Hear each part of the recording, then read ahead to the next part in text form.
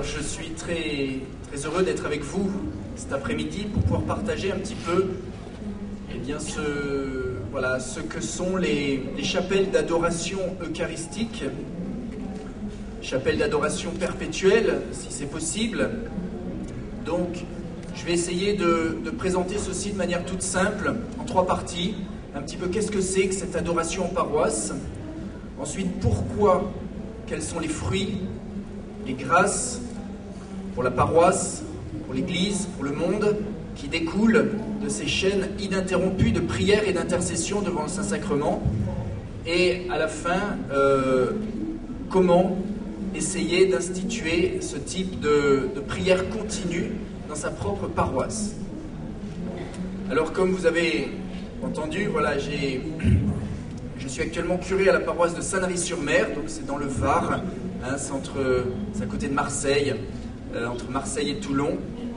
Et en plus de ce ministère paroissial, eh bien, je suis donc responsable de cette communauté des missionnaires du Saint-Sacrement qui a pour but d'aider des curés, des évêques à organiser l'adoration perpétuelle dans leur paroisse ou dans leur diocèse. Alors, j'aimerais juste commencer un petit peu par une petite partie de mon témoignage qui peut illustrer donc ce sujet-là, introduire ce sujet-là.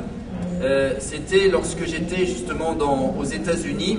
Je travaillais, j'étais envoyé de Paris pour quelque temps, et je me souviens que on m'avait expliqué avec des mots tout simples que l'Eucharistie n'est pas une chose, mais une personne, et que au-delà même de cette personne, c'est un cœur qui bat, qui nous aime, qui nous attend, qui nous invite à lui rendre amour pour amour. Hein, celui qui a tout donné pour nous donner sa vie, hein, c'est le thème du congrès, Eucharistie, don de Dieu pour la vie du monde, eh bien n'a pas mis de limite dans le don de lui-même. Et un des fruits de la passion du Christ, c'est l'Eucharistie, qui nous permet de vivre. Hein, l'Eucharistie rend présent tout ce que Jésus a fait pour nous sur la croix pendant sa passion. C'est le mémorial de la Pâque. Hein, c'était le thème de l'homélie ce matin. Alors, si Jésus a donné son corps, son sang à manger, à boire, s'il s'est donné lui-même dans l'Eucharistie, l'Eucharistie n'est pas une chose, une personne, et l'Eucharistie, c'est le don total de l'amour de Dieu pour nous, et on est invité à répondre à cet amour de manière totale. Alors bien sûr que notre réponse à cet amour va commencer pendant la célébration eucharistique, centre, source, sommet de toute vie chrétienne. Mais comme disait Jean-Paul II dans Ecclesia de Eucharistia, le numéro 61, je vais relire la référence, il nous dit qu'en fait, dans le mystère eucharistique, il y a 3 dimensions. Il dit, le mystère eucharistique, sacrifice, banquet et présence, n'admet ni réduction ni manipulation. Il doit être vécu dans son intégrité, que ce soit dans l'acte de la célébration, c'est la dimension sacrificielle, le sacrifice du Christ rendu présent et efficace pour nous, que ce soit dans l'intime échange avec Jésus que l'on vient de recevoir dans la communion, 2e dimension, la communion, le banquet, le repas, on reçoit cette nourriture divine, ou encore dans le temps de prière et d'adoration eucharistique en dehors de la messe.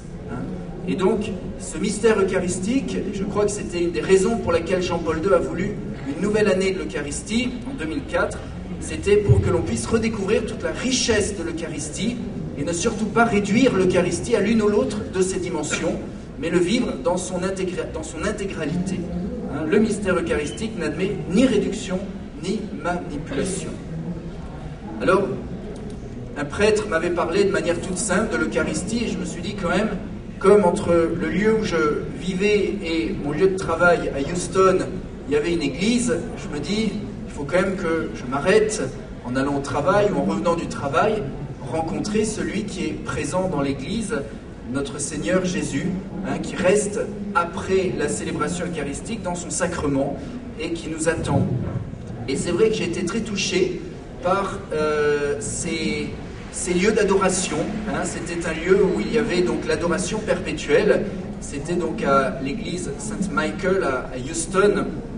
Et je me souviens toujours d'un adorateur que j'avais rencontré la nuit, parce que souvent j'allais travailler à des horaires différents pendant la nuit, et il y avait toujours 1, 2, 3 personnes qui veillaient, qui étaient là en prière, un petit peu comme on voit dans l'Ancien Testament, il y a ces veilleurs qui veillent sur les remparts de Jérusalem, et donc cet adorateur, il me disait avec des mots tout simples, voilà, pour moi l'adoration perpétuelle, c'est comme un grand bateau comme être sur un bateau de croisière. Alors je lui dis, qu'est-ce que tu veux dire par là? Et il m'explique, si vous êtes sur un bateau de croisière, que ce soit le jour ou la nuit, vous entendez toujours le vrombissement du moteur qui propulse le bateau de l'avant. Et il me dit, voilà, par l'adoration perpétuelle, que ce soit le jour ou la nuit, il y a toujours quelqu'un qui est là, devant l'Eucharistie, qui est le moteur spirituel de notre paroisse, et qui fait que, grâce à lui, jour et nuit, eh bien, le Seigneur déverse son royaume, sa miséricorde, pas seulement sur les adorateurs qui sont là, mais sur toutes les personnes de la paroisse. Alors c'est une image qui m'a beaucoup plu et on pourrait en donner une autre qui est plus biblique, c'est celle où Moïse va lutter contre les Amalécites. Souvenez-vous, lorsqu'il y avait ce grand combat lorsque Moïse élevait ses mains vers le ciel, Dieu donnait la victoire au peuple d'Israël contre ses ennemis. Et lorsqu'il baissait ses bras, c'était les ennemis qui avaient l'avantage sur le peuple d'Israël. Et alors donc Moïse, comme il ne pouvait pas tout seul être sans cesse les bras levés vers Dieu, dans une intercession perpétuelle, il demande à son frère Aaron, au commandant de son armée Our, de venir maintenir ses bras levés vers le ciel, et ainsi, Dieu donne la victoire totale à son peuple contre ses ennemis. Et on pourrait dire, dans ces chaînes d'adoration perpétuelle, c'est le même mystère qui se réalise, c'est-à-dire non pas avec une personne à droite et une personne à gauche, mais une personne avant, une personne après, dans une chaîne ininterrompue de prière et d'intercession, où tout le cœur de la paroisse est élevé vers le Seigneur, et Dieu qui fait descendre abondamment sa miséricorde, son amour, sa lumière, sur les paroissiens, sur les adorateurs, sur le monde entier. Alors cette vision, on la voit, elle est mieux présentée encore dans le livre de l'Apocalypse, qui est le grand livre de l'adoration. Et dans ce livre de l'Apocalypse, chapitre 4, on voit l'adoration de Dieu au ciel, avec toutes les puissances célestes, tous les esprits célestes qui sont dans cette adoration perpétuelle au ciel. Et au chapitre 5 de l'Apocalypse, on va voir que cette adoration n'est pas seulement au ciel, mais qu'on est appelé à participer à cette adoration perpétuelle, éternelle de Dieu. Et la terre est associée à cette adoration céleste grâce et à travers la liturgie, à travers l'agneau, à travers l'Eucharistie. Alors, on peut se dire, est-ce que c'est l'agneau que l'on adore, ou est-ce que nous adorons à la suite de l'agneau? Alors bien sûr que nous adorons celui que le prêtre élève pendant la messe qui dit « Voici l'agneau de Dieu qui enlève le péché du monde ». Donc bien sûr que nous adorons Jésus dans sa présence sacramentelle qui se donne à nous. Mais si on lit un peu plus l'Évangile, la Bible et le livre de l'Apocalypse, on comprend bien que c'est à la suite de l'agneau que nous adorons Dieu le Père. C'est-à-dire que dans le tabernacle, Jésus est présent dans sa grande adoration du Père à laquelle il veut nous associer. Jésus laisse sa grande adoration à son Église. C'est important de bien comprendre ceci, c'est-à-dire que Jésus est l'adorateur, le premier adorateur, l'adorateur par excellence, le seul qui peut adorer en esprit, en vérité. La seule adoration qui remonte droit vers le cœur du Père, c'est celle de Jésus. Et Jésus nous laisse cette adoration au tabernacle, mais il souhaite que nous nous associons à son adoration perpétuelle du Père. Et comme nous ne pouvons pas adorer tout seul, il est le chemin qui nous mène droit vers le Père. Et ainsi, notre adoration doit être complète. Pourquoi? Parce que Jésus est la tête du corps du Christ, Et comme son adoration est perpétuelle, et que nous sommes les membres du corps du Christ, eh bien nous devons nous associer à l'adorateur du Père, qui est l'agneau, et qui, comme nous dit le livre des Hébreux, il est sans cesse, le Christ intercède sans cesse pour nous. Puisqu'il est en adoration perpétuelle du Père, et qu'il laisse à son Église cette adoration, au tabernacle, au Saint-Sacrement, eh bien toute l'Église est invitée à entrer dans ce grand mouvement de l'adoration, et entrer dans ce mouvement d'adoration perpétuelle, à la suite de l'agneau vers Dieu le Père. Alors si on relit le livre de l'Apocalypse, donc il y a toujours cette tension entre l'adoration de Dieu et puis l'adoration de tout ce qui n'est pas Dieu, avec toutes ces bêtes. Et à la fin, ce qui est important, c'est de voir que du trône de l'agneau, au chapitre 21 et 22, là où sans cesse, les compagnons de l'agneau, il est écrit jour et nuit, ils se tiennent devant l'agneau en chantant le cantique nouveau, il est digne. Il est digne, l'agneau immolé, de recevoir l'honneur, la louange, la gloire dans une adoration incessante pour tout ce qu'il a fait pour notre salut. Eh bien, on voit que du trône de l'agneau se déverse un fleuve d'eau vive qui guérit les nations. Du trône de l'agneau, c'est l'Eucharistie, célébrée, reçue, adorée. Eh bien, il y a ce fleuve d'eau vive qui va guérir, pas simplement les quelques adorateurs qui sont là, à genoux, dans le silence, mais qui va guérir le monde entier, qui va rejoindre toute l'Église, toute personne. Par notre adoration, nous touchons le cœur de Jésus qui touche le cœur de Dieu. Dieu touche tous les cœurs de l'humanité. Et c'est pour ceci que Benoît XVI, au JMJ de Cologne, il nous disait que l'adoration n'est pas un luxe, c'est pas une option pastorale parmi d'autres, mais c'est une priorité. L'adoration n'est pas un luxe, mais une priorité. Benoît XVI présentait cette adoration, il disait qu'il faut reprendre les deux étymologies du mot, l'étymologie grecque, proskunesis, qui exprime cette dimension de se soumettre à quelqu'un qui est supérieur. On reconnaît que Dieu est Dieu et que toute bonne chose provient de Dieu dans notre vie. Donc ça, c'est la dimension grecque de l'étymologie, et puis aussi la dimension latine, ad os, ad oratio, et que Benoît XVI traduit comme bouche à bouche, baiser, accolade, et donc en définitive amour. C'est assez audacieux de parler de bouche à bouche lorsqu'on parle d'adoration, mais il faut penser au maître nageur, vous savez, qui va sauver quelqu'un qui est en train de se noyer. Et au moment où la personne a perdu son souffle, eh bien la personne, le maître nageur, va lui donner son souffle pour réanimer ses propres poumons, et pour qu'il puisse de nouveau retrouver son souffle. Et c'est ce que Jésus fait dans l'adoration, il nous donne son souffle, son Esprit Saint, pour que nous puissions être animés toujours plus par l'Esprit même de Jésus-Christ. Et alors Benoît XVI disait, il y a d'un côté la soumission à un être qui est plus grand, à notre Créateur, et en même temps l'amour. Et ce qu'il disait, c'est que la soumission devient union, parce que celui auquel nous nous soumettons est l'amour. Donc à travers l'adoration, nous nous soumettons à celui qui est l'amour, et donc c'est ainsi que nous sommes unis à Dieu à travers ce sacrement de l'Eucharistie, sacrement de la communion. Alors, je vous disais donc, ce fleuve d'eau vive, on peut se souvenir de cette vision de Saint Jean dans le livre de l'Apocalypse, du trône de l'agneau. Donc pensez à l'Eucharistie, célébrée, reçue à la communion et adorée. De ce trône de l'agneau découle un fleuve d'eau vive.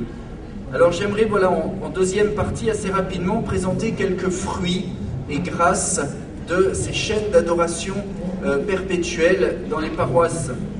Alors le plus simple pour moi, c'est de reprendre quelques témoignages de curés, parce qu'après tout, c'est eux qui sont le plus à même de dire qu'est-ce que l'adoration perpétuelle a pu apporter à leur propre paroisse.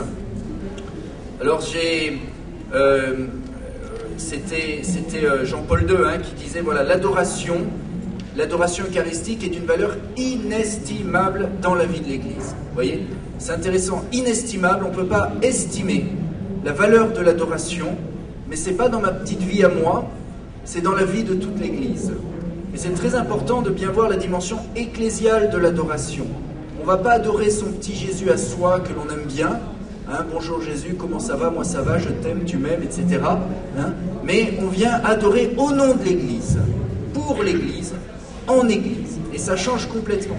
Et aujourd'hui, c'est un grand défi pour nous, par rapport aux générations suivantes qui adoreront l'Eucharistie, eh bien, c'est de ne pas présenter l'adoration comme une simple piété, dévotion, mais comme une prière aux dimensions du monde. Et c'est très important, vous voyez la différence entre aller déposer une petite bougie devant un saint que l'on aime pour demander, grâce à son intercession, une grâce particulière. Là, on est dans l'ordre de la piété, de la dévotion. Mais dans l'adoration, c'est pas ça. C'est-à-dire que, voilà, on est en communion avec le corps, la tête du corps du Christ. Et de cette manière-là, le Christ nous met en communion, nous rend solidaires de tous nos frères et sœurs en humanité. Alors, quelques grâces. Donc déjà, ces lieux d'adoration perpétuelle, les curés pourront dire que ce sont des foyers de prière. Un curé écrivait « Le Seigneur a toujours exaucé les prières des adorateurs et il continue de le faire.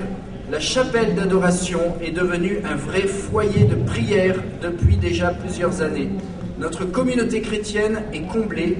Je crois que l'adoration perpétuelle eucharistique est le plus noble et pourtant le plus facile accomplissement de ma vie de prêtre.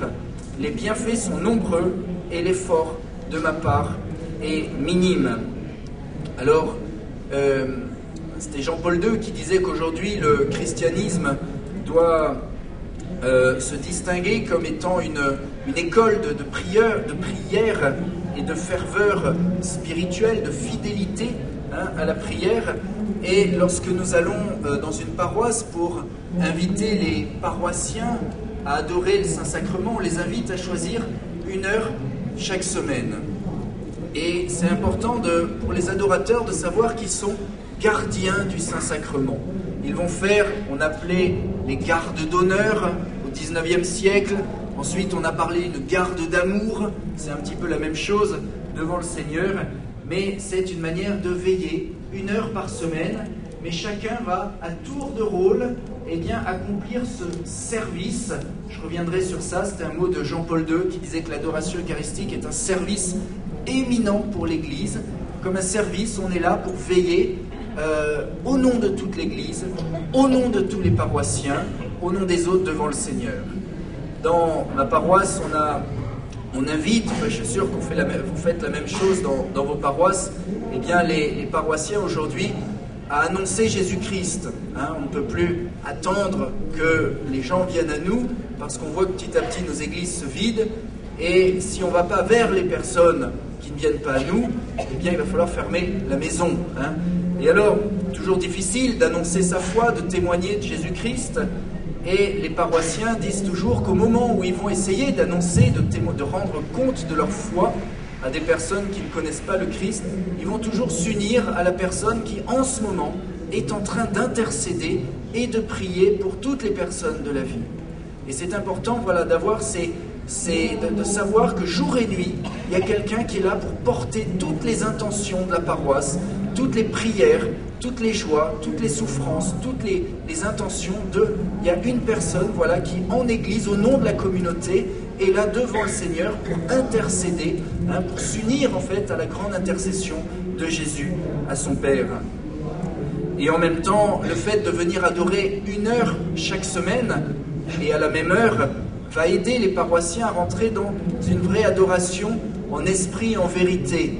Vous savez, il y a un petit peu aujourd'hui dans l'Église, parmi les lieux où il y a l'adoration, il y a 2 manières de faire ceci. Soit on se dit on va exposer le Saint-Sacrement et les personnes viennent adorer lorsqu'ils ont un petit peu de temps libre, soit on essaie d'organiser les heures de sorte qu'il y ait toujours quelqu'un et donc on demande aux personnes de s'engager à 1 heure de prière devant le Saint-Sacrement. Vous voyez que la différence entre les deux est capitale et radicale, parce que dans la première méthode, qui est déjà très bonne en soi, parce qu'on rend possible on permet aux personnes d'aller adorer lorsqu'ils le veulent, mais s'il n'y a pas la dimension d'engagement, on risque toujours d'aller adorer lorsqu'on le sent, lorsqu'on en a envie, s'il nous reste un petit peu de temps après avoir fait tout le reste des activités de notre semaine. Alors que si on invite les paroissiens à s'engager à 1 heure par semaine et à venir les uns après les autres, eh bien on est dans une dimension qui est tout autre, non pas une adoration un peu affective et sentimentale, tiens je le sens, tiens j'ai un peu de temps, tiens j'ai envie d'aller adorer, donc j'y vais. Non, on y va parce qu'on place cette adoration au cœur de notre semaine, et on va rendre amour pour amour à celui qui est là dans l'Eucharistie, et on le fait en Église. Donc c'est très important, en même temps ça va aider cet engagement d'1 heure par semaine, les paroissiens à se fidéliser dans la prière. Il y a toujours un moment où on ne ressent plus rien lorsqu'on est devant le Saint-Sacrement. Il y a des moments où le Seigneur nous donne des grâces assez sensibles, tant mieux si on les a, mais ce qui est sûr c'est qu'à un moment, eh bien, on va passer par des phases de sécheresse, d'aridité spirituelle, où le Seigneur veut voir si on vient l'adorer pour nous sentir bien devant lui, pour nous-mêmes en fait, ou si on vient l'adorer pour lui-même. Et dans ces phases d'aridité et de sécheresse spirituelle, s'il n'y a pas un engagement à 1 heure par semaine, la plupart du temps, les personnes vont s'arrêter, et l'adoration permanente sera interrompue. Alors, lorsqu'on vient adorer le Seigneur, on vient faire l'expérience de la tendresse de Dieu. C'était Jean-Paul II qui disait dans son encyclique, il donnait comme son témoignage personnel, « Il est bon de s'entretenir avec lui et pencher sur sa poitrine, comme le disciple bien-aimé, d'être touché par l'amour infini de son cœur. » Toute personne qui adore le Saint-Sacrement, eh bien, peut témoigner de la même chose. Jésus est vraiment la personne la plus facile à rencontrer, et lorsque nous sommes devant lui, nous sommes en présence du même Jésus, qui nous dit dans l'Évangile, de toute votre inquiétude, déchargez-vous sur le Seigneur car il prend soin de vous, c'est ma paix que je vous donne.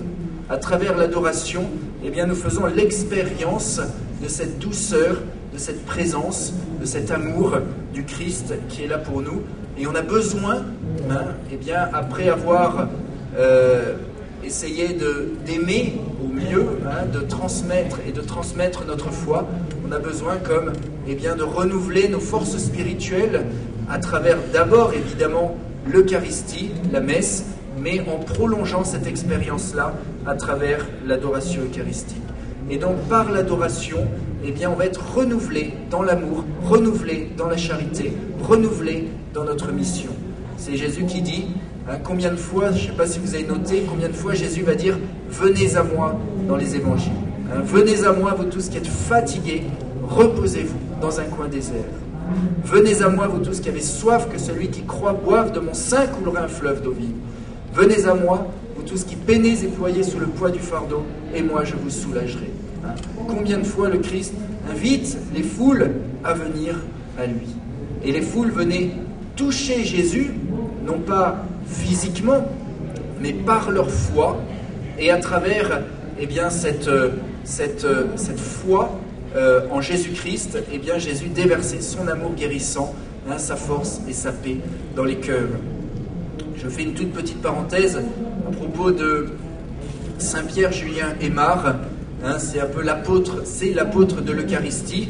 Il a fondé les Pères du Saint-Sacrement, je crois qu'ils sont établis ici à Québec, et de même les Servantes du Très Saint-Sacrement. Et alors lorsqu'il allait prêcher des retraites dans les missions au XIXe siècle, dans les paroisses, la première chose qu'il faisait, c'était d'exposer le Saint-Sacrement en disant « Nous allons faire travailler le Saint-Sacrement ». Alors il invitait tout le monde à venir, et on allait se mettre à genoux pour prier le Seigneur et pour toucher Jésus par notre foi, pour que Jésus puisse travailler dans les cœurs. C'est une belle expression parce que nous voyons bien dans tous les évangiles que chaque fois que Jésus rencontrait la foi, il faisait des merveilles. Mais s'il n'y avait pas la foi, Jésus ne pouvait pas faire les merveilles qu'il voulait faire. Et c'est ce qui se passe dans cette petite ville de Nazareth, lorsque Jésus venait à Nazareth pour guérir, pour annoncer la bonne nouvelle. Et souvenez-vous, il est écrit, dans ce lieu, il ne pouvait pas faire les miracles qu'il voulait faire parce qu'il n'y avait pas la foi. Et le Père Aymar, ce grand saint, ce grand apôtre de l'Eucharistie, utilisait souvent des expressions un peu paradoxales. Je l'ai dit, mais vous l'oubliez tout de suite. Il disait aujourd'hui, souvent Jésus est stérile dans l'Eucharistie. Alors évidemment qu'il n'y a aucune stérilité possible et imaginable dans l'Eucharistie, parce que l'Eucharistie est le sacrement de la communion avec Dieu et de la communion avec le prochain. Mais ce qu'il voulait dire par là, c'est que si nous n'avons pas la foi, eh bien, de la même manière qu'à Nazareth, Jésus ne pouvait pas faire ces miracles, eh bien, de la même manière, aujourd'hui, Jésus ne peut pas faire les miracles qu'il veut faire si nous n'allons pas le rencontrer dans la foi. Et donc, à travers ce temps d'adoration, eh bien, le Seigneur nourrit notre foi, renouvelle notre foi et nous permet surtout de communier différemment. C'est incroyable, je m'occupe beaucoup des enfants dans ma paroisse, au catéchisme, et de voir la différence entre les enfants lorsqu'ils font leur première communion, entre ceux qui ont eu pris un temps d'adoration eucharistique et ceux qui n'ont jamais fait d'adoration eucharistique. Ça change radicalement leur manière d'approcher l'Eucharistie. C'est absolument incroyable de voir comment ces petits-enfants qui sont tout jeunes, en les mettant devant cette présence, eh bien immédiatement ils vont être touchés par cette présence, par cet amour, et ils vont recevoir l'Eucharistie non pas comme un morceau de pain qu'ils prennent chaque matin pendant leur petit déjeuner, mais comme le Seigneur des Seigneurs, le Roi des Rois, celui qui vient les rencontrer dans leur cœur. Alors, l'Eucharistie, voilà, adorer le Saint-Sacrement, ça c'est une des grandes grâces de l'adoration perpétuelle, eh bien va permettre à une communauté de recevoir l'Eucharistie d'une manière tout autre, parce qu'on ne risque pas de faire la confusion entre du pain, une simple nourriture, et ce pain vivant descendu du ciel, qui est une personne divine. On n'adore pas du pain, mais on adore le pain vivant descendu du ciel, parce que le pain vivant descendu du ciel, c'est Jésus-Christ. Et en adorant l'Eucharistie, eh bien, on reçoit ensuite la communion d'une manière plus intérieure, tout autre.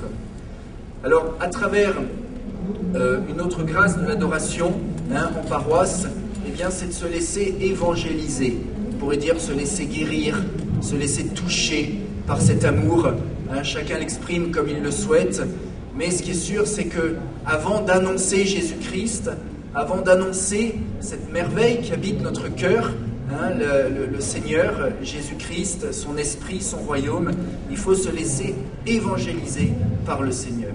Et un grand défi de l'adorateur, eh bien, c'est de savoir se poser et se laisser toucher, se laisser saisir par Jésus, se laisser entraîner dans ce mouvement de l'amour.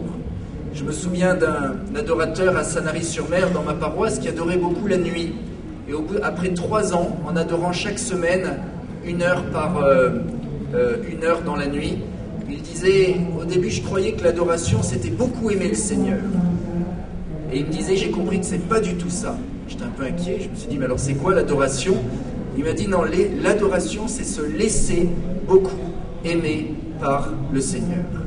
Et c'est vrai que c'est beaucoup plus exigeant et beaucoup plus difficile de se laisser regarder, de se laisser aimer tel que nous sommes, avec toutes nos pauvretés, toutes nos misères, plutôt que d'aimer où nous sommes plus actifs. Alors bien sûr qu'il faut aimer de tout son cœur le Saint-Sacrement, Jésus dans l'Eucharistie, mais avant tout, il faut savoir se laisser aimer, se laisser regarder.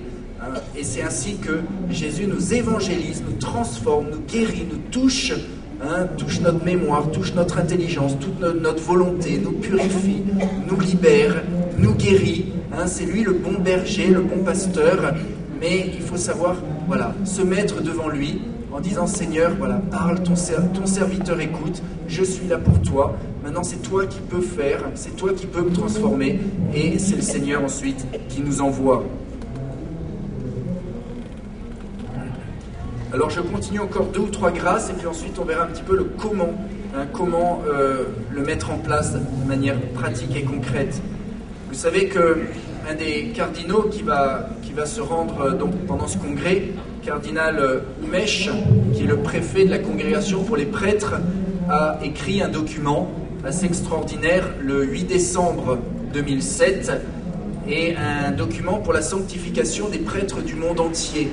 Et dans ce document, il demandait qu'on puisse organiser des chaînes d'adoration perpétuelle dans les paroisses, dans les diocèses, dans le monde entier, pour 2 buts bien particuliers: la réparation des manquements, on peut dire 3, la réparation des manquements, la sanctification des prêtres et les vocations.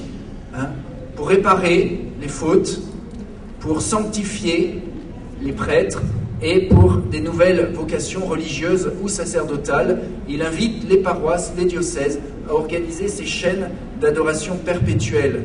Je vous invite à lire, vous trouvez ça sur l'internet, cette belle lettre qui justifie justement pourquoi, eh bien, par l'adoration perpétuelle, on obtient ces grâces de sanctification des prêtres. Et alors il disait ensuite, dans une note bien particulière, il demandait aux différents diocèses de consacrer un prêtre dont le seul ministère, si possible bien sûr, eh bien, serait de se consacrer à la mise en place de l'adoration eucharistique dans les paroisses du diocèse et en même temps à former des centres eucharistiques. Il disait de même qu'il y a dans presque tous les diocèses, il y a des sanctuaires dédiés à la Vierge Marie. Eh bien, il dit qu'aujourd'hui, il faut aussi faire des sanctuaires dédiés à l'Eucharistie, où l'Eucharistie est dignement célébrée, perpétuellement adorée, et où on puisse avoir des temps de catéchèse, de formation, et en même temps pour pouvoir rayonner dans toutes les paroisses. Alors donc ça, c'est une grâce de l'adoration perpétuelle, c'est cette sanctification des prêtres du monde entier. Alors il y a aussi des grâces par rapport au sacrement de la réconciliation. Moi je peux voir ceci en tant que prêtre, comment des personnes qui, après avoir adoré le Saint-Sacrement, après s'être posées devant la lumière divine qui est Jésus, et avoir laissé cette lumière envahir leur vie, illuminer leur cœur, eh bien ils ont ensuite une vision beaucoup plus précise de leur propre vie à la lumière même de Dieu, et le sacrement de réconciliation eh bien, est beaucoup plus efficace parce qu'on peut être beaucoup plus précis dans sa propre connaissance de soi-même. On invite le Seigneur à venir guérir ce qui est blessé dans notre cœur. Donc le fait d'adorer le Saint-Sacrement génère un courant toujours plus important de personnes qui demandent, qui désirent le sacrement de la réconciliation et qui sont vraiment guéris par ce beau sacrement. Alors il y a des grâces par rapport au catéchuménat. Je me souviens d'un curé à Singapour qui disait que dans sa paroisse, quantité de jeunes venaient prier dans ce lieu, dans cette chapelle où ils sentaient cette présence, ils étaient attirés sans trop savoir ce qui s'y passait, ils avaient cette soif d'intériorité et de silence. Et ils étaient, et petit à petit, grâce à cette adoration perpétuelle, ils étaient touchés par cette présence et ils étaient ensuite invités à demander le baptême. Notre évêque, l'évêque de mon diocèse, le diocèse de Fréjus-Toulon, disait qu'il ressentait qu'il y a 20-30 années, il y a eu tout un renouveau très puissant dans l'Église, un renouveau charismatique qui s'est concrétisé par toutes sortes de communautés nouvelles. Et il disait qu'aujourd'hui, il sent qu'il y a de plus en plus un besoin d'un renouveau qui sera non pas de la même manière que ce qu'il y avait dans ces années précédentes, mais qui sera beaucoup plus eucharistique, c'est-à-dire un renouveau à travers des lieux d'adoration pour découvrir toujours plus cette dimension de la prière, du cœur à cœur, du silence, de la contemplation, de l'adoration. Alors il y a aussi des grâces d'unité à travers l'adoration perpétuelle. On s'aperçoit que même si l'Eucharistie dominicale est le premier lieu de rassemblement de la paroisse, très souvent, il y a une messe plus charismatique pour les jeunes, une messe plus rapide, une messe basse, des gens qui ont envie d'avoir une messe un peu plus courte, une messe des familles avec des enfants qui courent dans tous les sens, la messe de la dernière chance le dimanche soir. Bref, il y a souvent, vous voyez, plusieurs messes, et en fait, on s'aperçoit que même si c'est le dimanche et qu'on est tous rassemblés autour du même Seigneur, très souvent, les paroissiens se connaissent très peu parce qu'ils ont leurs habitudes en allant à différentes messes bien précises de leur paroisse. Et à travers cette chaîne d'adoration perpétuelle, on va dire que tous les mouvements, toutes les sensibilités, que ce soit les ultra-charismatiques ou les traditionnalistes, quelle que soit la sensibilité, la tendance, la motivation, bref, on est tous invités à adorer le Seigneur les uns après les autres. Et c'est vrai que lorsqu'on vit cette chaîne d'adoration perpétuelle, on est touché de voir que la personne après nous, c'est peut-être quelqu'un d'un âge complètement différent qu'on n'aurait jamais rencontré, ailleurs, et la personne avant nous, c'est aussi une autre personne qu'on n'aurait pas rencontrée en venant adorer. Et donc à travers ces chaînes d'adoration où les paroissiens sont tous invités à se joindre, eh bien on voit que ça crée une unité, hein, l'Eucharistie, sacrement de l'unité, c'est bien évident, mais ça génère, voilà, ça suscite une unité, ça renforce l'unité entre les personnes. Alors, l'Eucharistie est le sacrement de la mission, hein. Eucharistie, centre, source et sommet de toute vie chrétienne et de toute évangélisation, hein, ça c'est le Concile Vatican II. Et lorsque Jean-Paul II est allé à Montmartre en 1980 à Paris, vous savez, là où il y a cette chaîne ininterrompue d'adoration depuis 120 ans maintenant, eh bien il disait ces belles paroles: dans la Sainte Eucharistie, c'est aussi le sens de l'adoration perpétuelle. Nous entrons dans ce mouvement de l'amour d'où découle tout progrès intérieur et toute fécondité apostolique. Hein, quand j'aurai été élevé de terre, j'attirerai tous les hommes à moi. Il faut bien savoir que Jésus n'a pas sauvé le monde par ses grands miracles, ses grandes prédications, mais il a sauvé le monde lorsqu'il était crucifié, cloué sur une croix, lorsque sa vie semblait être un échec total, lorsque tous ses proches, à part la Vierge Marie et l'un ou l'autre, eh bien, au moment où tout le monde l'avait abandonné. Et c'est à ce moment-là que Jésus sauvait le monde. Et de la même manière, eh bien, lorsque nous sommes devant le Saint-Sacrement, nous avons souvent l'impression que rien ne se passe, que l'heure peut être longue, pesante, difficile, et pourtant tout se passe à ce moment-là, parce que l'Eucharistie rend présent eh bien, ce que Jésus a fait sur la croix, et nous sommes associés à la rédemption. Hein, lorsqu'on regarde Marie qui est debout au pied de la croix, qu'est-ce que Marie fait au pied de la croix? Elle ne fait rien du tout. Elle est là, elle regarde son fils, elle ne peut pas lui parler, elle ne peut pas le consoler, si ce n'est que par sa présence, hein, mais pourtant, elle est là, avec lui. Et le Christ eh bien, a voulu associer sa mère à la rédemption.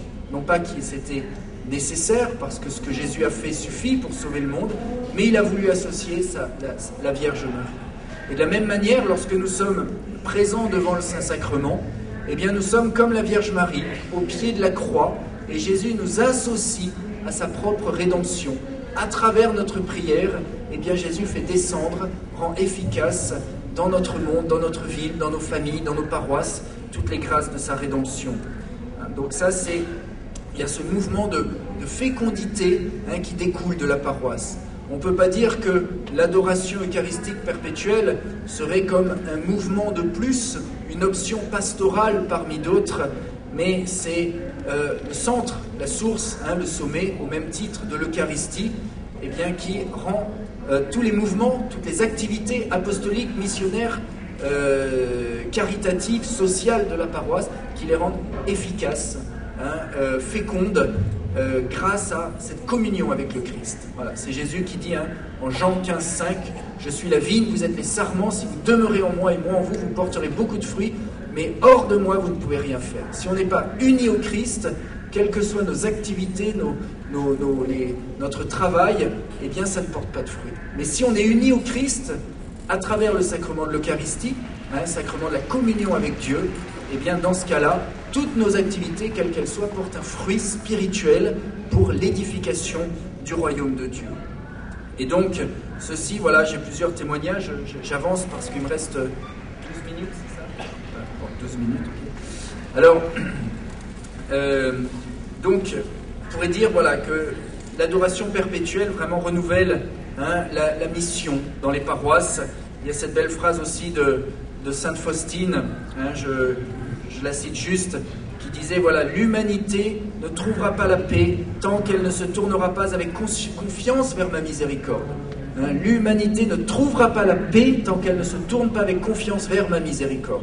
Et ailleurs, eh bien, Jésus disait, le trône de la miséricorde, c'est le tabernacle. Voyez ? Donc on peut mettre ces deux phrases ensemble en disant, voilà, l'humanité ne trouvera pas de paix. Il n'y aura pas de paix dans les cœurs, pas de paix dans les familles, pas de paix dans les paroisses, pas de paix dans les villes, pas de paix dans le monde, tant qu'on ne se tournera pas avec confiance vers la miséricorde de Dieu qui se donne à nous dans le tabernacle. Donc ces lieux d'adoration perpétuelle sont des havres, des oasis de paix, de lumière, de rayonnement spirituel parce que eh bien, nous allons puiser sans cesse à la miséricorde de Dieu. Et je suis de plus en plus convaincu qu'on ne peut pas quantifier, on ne peut pas voir. Souvent, une adoration perpétuelle dans une paroisse, c'est une réalité très pauvre, très humble. On a du mal à trouver des remplaçants.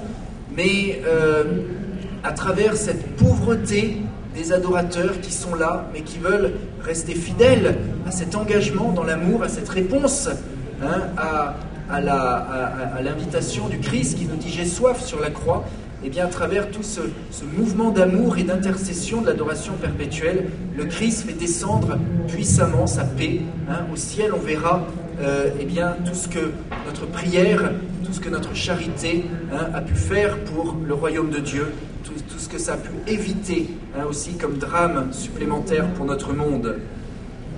Voilà, Jean-Paul II, donc je disais, décrit l'adoration comme un service éminent pour le monde. Il disait, j'ai perdu ma référence, voilà. Par l'adoration, le chrétien contribue mystérieusement à la transformation radicale du monde. Toute personne qui prie le Sauveur entraîne à sa suite le monde entier et l'élève à Dieu. Ceux qui se tiennent devant le Seigneur remplissent donc un service éminent. Ils présentent au Christ tous ceux qui ne le connaissent pas ou sont loin de lui. Ils veillent devant lui en leur nom. En d'autres mots, ce que nous dit Jean-Paul II, voilà, c'est qu'on est là au nom. Lorsqu'on adore le Saint-Sacrement, même si on est dans une église froide, même si on est tout seul, même si on a l'impression d'être archi nul, d'ailleurs c'est bien lorsqu'on a cette impression-là, parce que c'est à ce moment-là que tout commence, eh bien c'est à ce moment-là qu'on représente la personne dans le monde, dans notre famille, dans notre paroisse, qui a le plus besoin de la miséricorde divine, et Dieu lui donne la grâce de revenir vers lui, vers son Créateur. Voilà. Et donc je termine par cette phrase de Mère Teresa de Calcutta.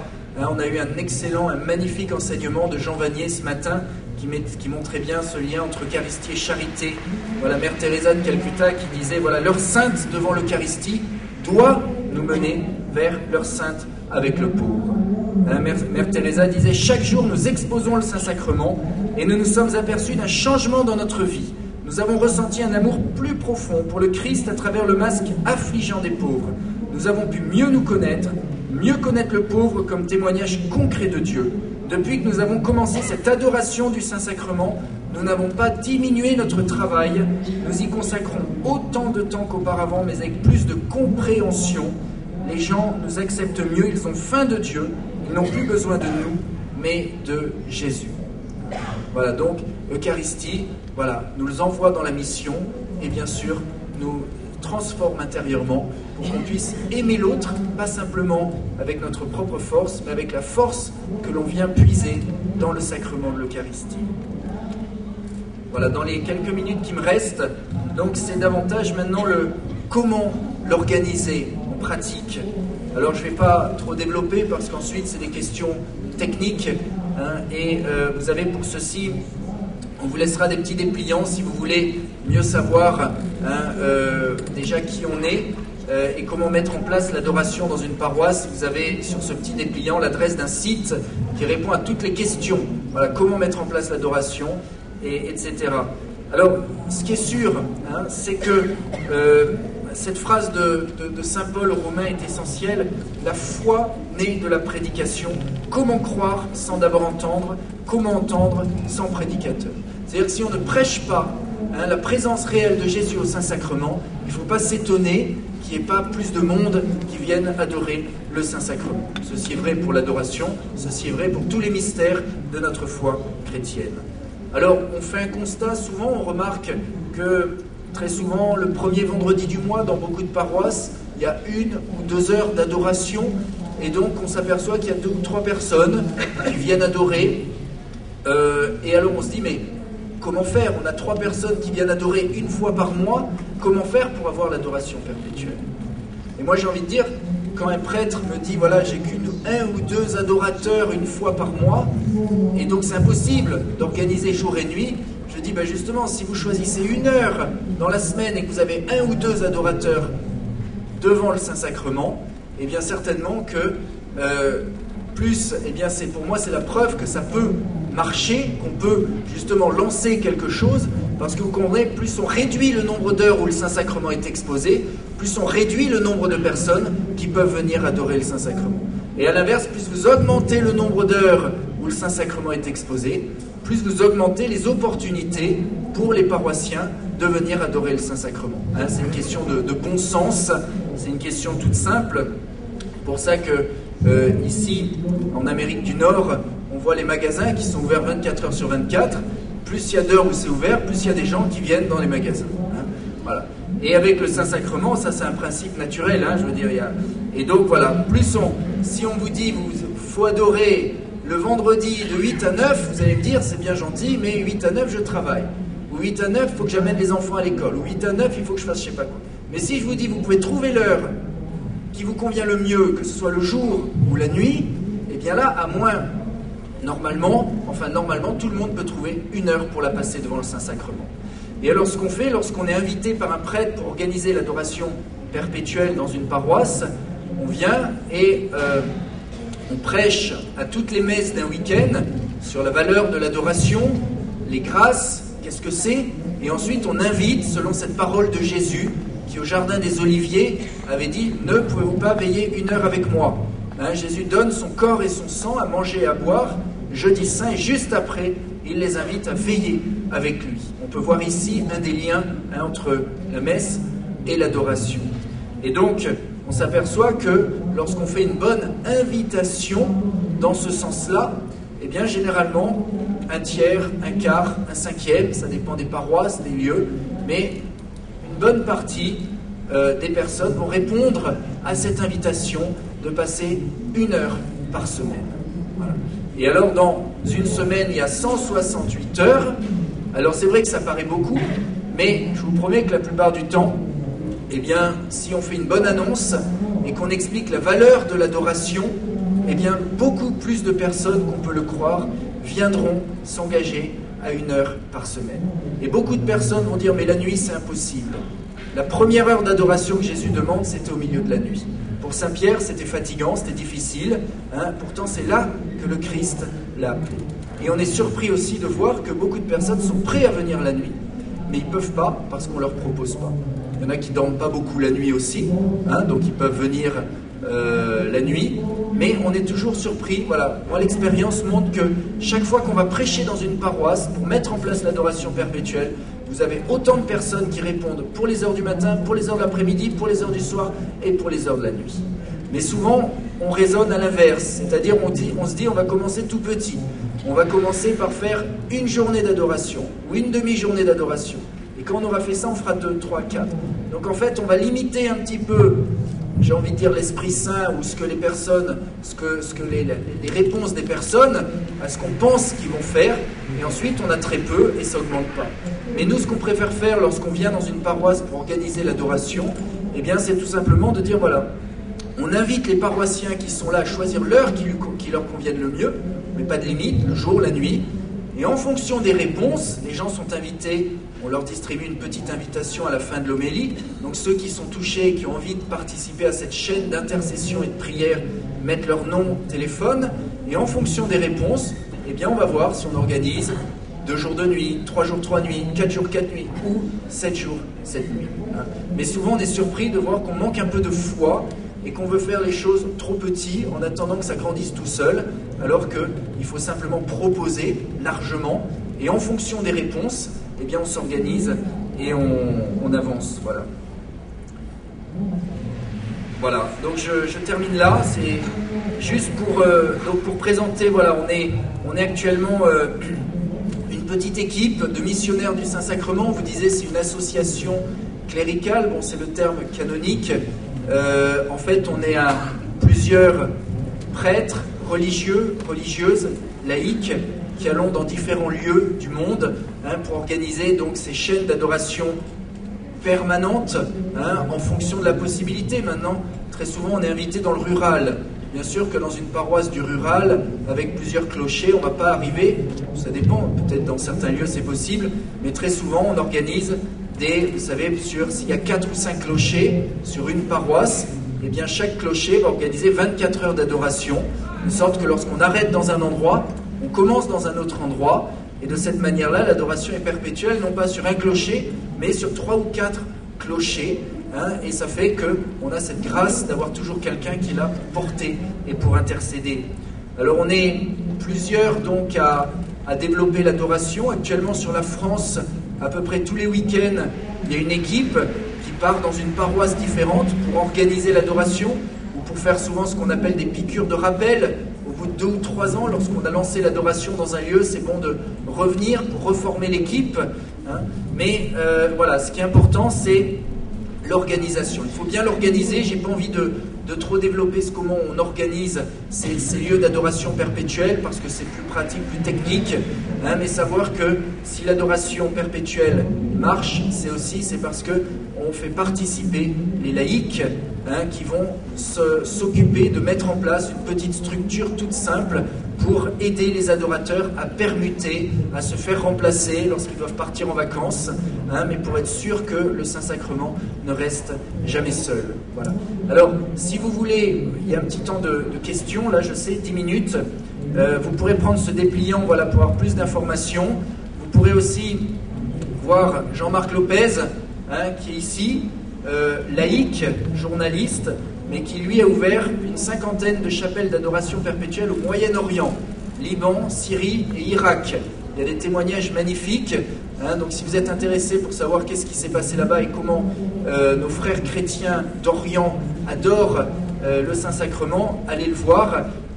Ou si vous voulez voilà, des contacts pour éventuellement inviter une équipe, des missionnaires chez vous pour voilà, prêcher le Saint-Sacrement. Il y a aussi une sœur, tu peux te lever juste pour qu'on te voit, voilà, comme ça si vous voulez poser des questions, vous pourrez voir la sœur Beata, une religieuse de Saint-Jean. Ah, il reste plus que 5 minutes, il y avait 10, mais apparemment j'ai fait que... Alors, il y a 5 minutes qui ont disparu. Voilà. Ah oui, il y a aussi le stand. Voilà, on a un stand, si vous voulez nous rencontrer, vous pouvez aller sur le stand, les initiales c'est CCS, Corporis Christi Societas, c'est un stand où il y aura normalement l'un de nous, voilà, si vous voulez avoir plus de contacts, posez des questions. Est-ce qu'on a 5 minutes de questions? Alors il y a un micro au centre, si vous voulez poser une question, des questions qui s'adresseraient à tout le monde, si c'est des questions plus personnelles par rapport à votre paroisse, il vaut mieux nous les poser en privé ensuite.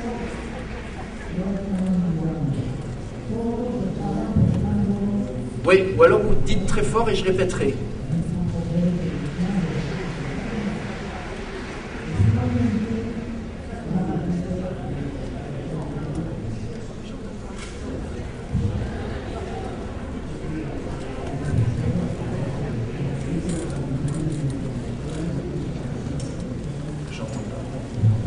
On pose une question et puis on dira une petite prière ensemble.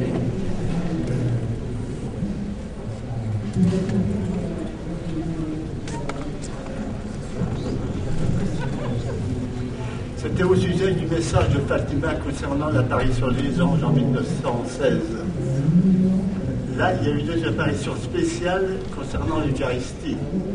La première, c'était montrer mon Dieu, je crois, j'adore, j'espère et je vous aime. Je vous demande pardon pour tous ceux qui ne croient pas, qui n'adorent pas et qui ne vous aiment pas. Et la deuxième, c'était le contenu de l'Eucharistie. Père, Fils et Saint-Esprit, le Père est dans l'Eucharistie, tout le bon Dieu. Fils et Saint-Esprit, je vous adore profondément, je vous offre de toujours dire tout après. Voilà, merci. C'est une bonne conclusion. Merci. Alors, c'est quand même assez récent, et je trouve que ça en a parlé beaucoup plus, notre Église en parlait beaucoup plus, du message de l'ange.